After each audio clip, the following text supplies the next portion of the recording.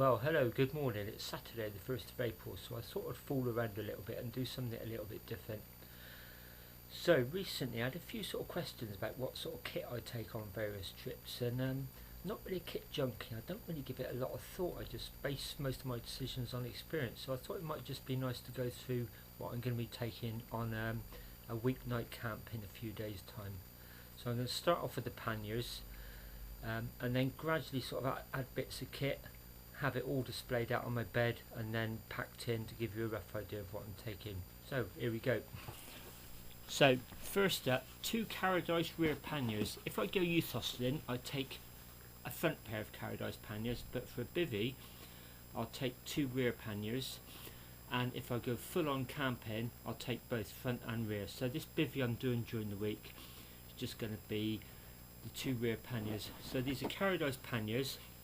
I don't really know what the capacity is. I'm guessing it's going to be 40 litres between the pair, 20 each. It could be a bit more. I got them from St John Street Cycles about 15 years ago. Served me really well. I think they're discontinued now. So open them up. It's got a canoe type seal inside, and also line them with a heavy duty garden liner. There are little open pockets on the outside which I might stuff bread and food items in late in the day, but to be honest I don't use them that often because it just doesn't feel secure. And the same down there on the pannier. What I do like them is got plenty of reflective gear, a rear pocket, more reflective gear, and a light holder there. How they attach to the bike, they just slide into the frame, and then you've got these 2 hooks there which are actually safety lock in so they can't jump out. So next up is my Terra Nova Jupiter bivvy bag. It actually comes in a stuff sack that long. With the quite careful condensed packing you can actually get it in a lot lower. It's a bit tighter to get it into the stuff sack, but you get this sort of size which is sort of fingertip to elbow length, so it's much easier to get that in the pannier. As a comparison, if I was just doing what I call an event bivvy, that's literally riding an Audax where I'm going to need to grab some couple of hours of sleep in a bus shelter or a churchyard, that's what I'd be taking. So that's what I would call my event bivvy. This is my camping bivvy. It's what I'm going to be taking for my bivvy during the week. So another part of my shelter system, in this old stuff sack, years old, I can't even remember what it was originally for. Just a very cheap bit of tarpaulin from B&Q. I think it cost about $1.99. I haven't gone for specialist tarps or bashers, but it doubles up. It's got lots of reinforced eyelets. Doubles up as a cover for the bike, and also I can make a fairly standard sort of shelter with it, a basher.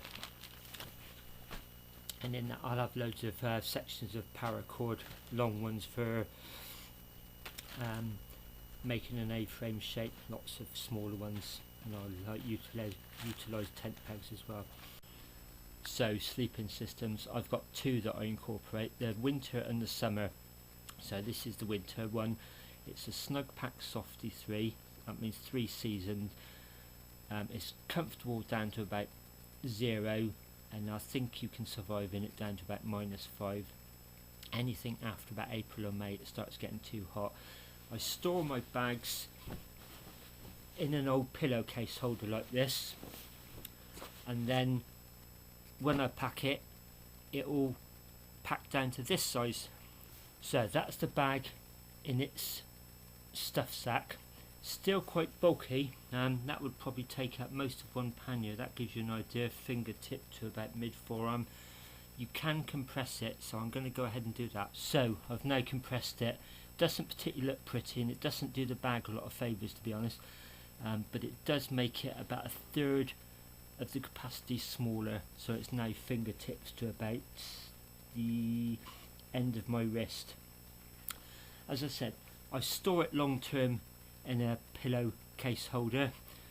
When I'm on the road, the minute I get to my camp of an evening or an afternoon, I will open up as soon as possible to try and sort of minimise the amount of compression it has to undergo. One other thing about this bag, it's actually synthetic, artificial lining. A lot of hardcore campers prefer down. The only drawback with down is they're not very good if they get wet, and I've said it before, I'll repeat it, I'm quite a clumsy sort of person. If I can get things wet, I probably will. I always do, to be honest. So, and the other benefit with this is, because it's okay getting wet, you could just put it out in the sun the next day if it does get wet. Quite often if it gets wet of an evening, your body heat dries it, and also it's easy to just chuck in the washing machine. So, personal opinion only, but I prefer synthetic bags. So underneath my sleeping bag I actually use a Thermalite Thermarest packed up sleeping mat. The benefit of that, most people will know, is it keeps your body heat from dispersing into the ground, and it keeps the ground heat away from you with an air cushion, and also it just makes sleeping a little bit more comfortable as well. For many years I used one of these foam rolled up mats, which are much lighter, a bit bulkier, and the reason I stuck with that for so many years was I used to take my bikes on aeroplanes a lot, and I like doubling anything up, and it would double up in the aeroplane hold. I could actually roll it around the top tube, which always seemed very vulnerable to me, even though I had lots of pipe bagging on the bike anyway. It just gave that extra layer of protection to the top tube. Very rarely go abroad anymore, just dread the thought of getting on an aeroplane these days. A friend of mine kept saying to me, you really ought to try a Thermarest, and in the end I gave in. I tried it and I've never gone back, to be honest. It's just fantastic. So there's the Thermarest unrolled and inflated. Basically just take it out, undo this little valve here, leave it for about 5 minutes, and it pretty much self-inflates itself. I just normally find I have to put about 5 or 6 breaths in, and you just lock the valve there. You may hear the air coming out, and you just got this nice, I guess it's about an inch or so, foam mat. Never gone back after the first night under one of those. Last couple of items of the sleeping system, I've just got a cotton mummy shaped sleeping bag liner. Benefits are it adds about another season to a sleeping bag, so especially in the summer, if I'm with my much lighter and smaller summer sleeping bag, I can put that in and it will make it convert it, say, from a 2-season into a 3-season bag. And the other thing is, if you do sweat a lot, it's much easier to clean that than a bag, although I've just previously said the bags are fairly easy to clean. So I carry that. In fact, in really hot conditions, I've actually just slept in that before when I've been too hot in humid countries.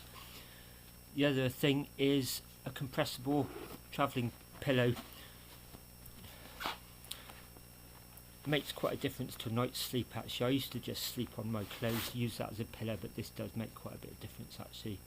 So it's worth the extra bulk, hardly any weight to it. Both these bits of kit I picked up in Millets, and the reason for that is I'm a youth hostel member, and you automatically get 10% discount in Millets, and my mantra is live below your means and invest the surplus. So if you can ever get bargains, that's what I go for. So next up, survival bag, just a dry sack that a friend gave me. So in here got a camping knife, really well made, nice wooden blade, ergonomically feels really good. See, the steel goes right through the handle. I don't really have the space or the weight capacity for an axe, so what I will do to chop wood, I will literally just once I've sawn a piece of wood, I'll actually hammer the knife down, and that axe is a fairly good impromptu axe. Keep that sharp all the time. Got a whetstone to keep all my blades sharp. What's this? It's the Laplander Baco folding saw. So what I really like about this is it's dead weight, really well made, Swedish, and it's a lock saw. So if you are cutting, obviously you don't want that blade coming back at you, and then just to release it, it folds in.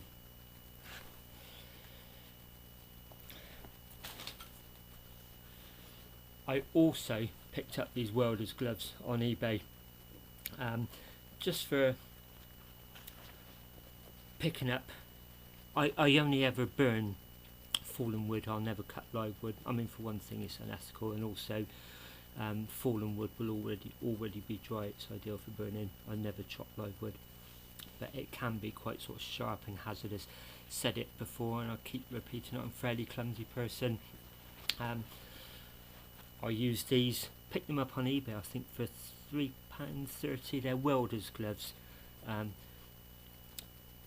just in case the saw was to slip, I don't really want any bad cuts. And the reason I chose red was, well, I guess if I do sever an artery, I'm not going to make my viewers faint by the sight of blood.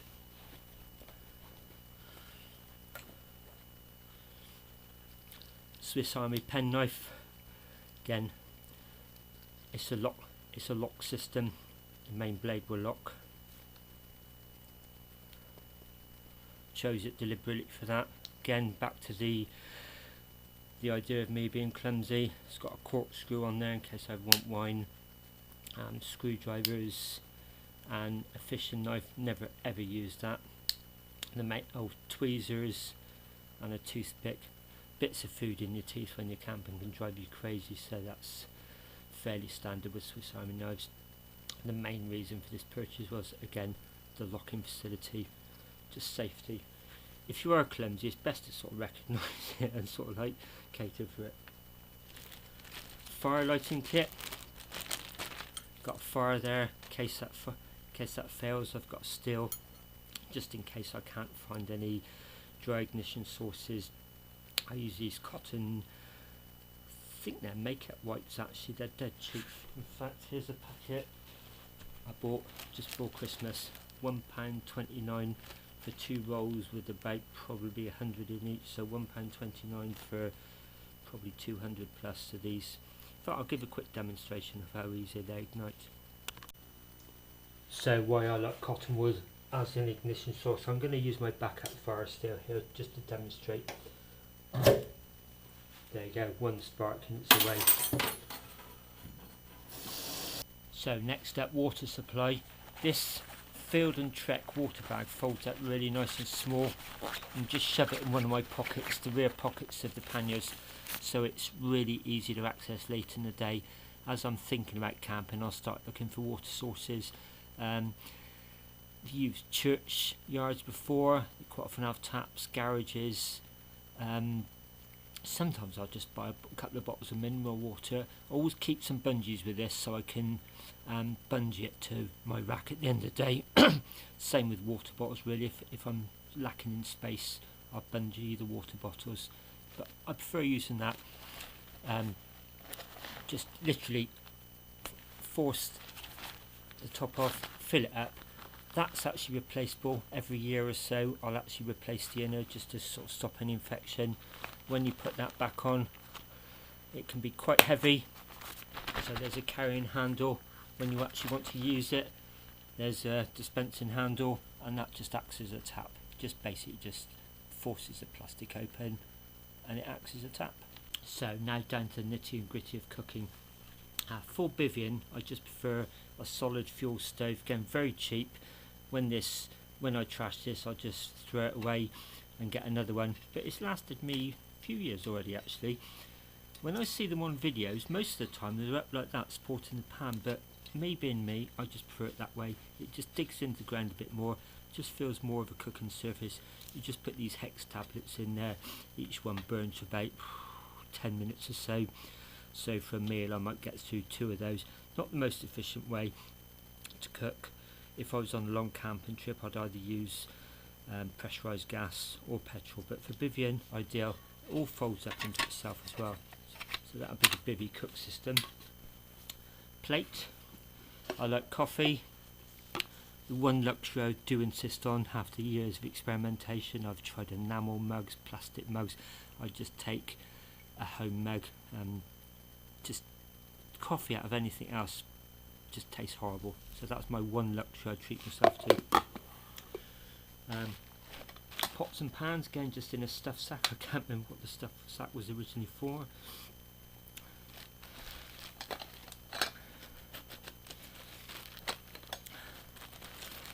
Cleaning aids, just a J-cloth foam pad with scouring surface to it.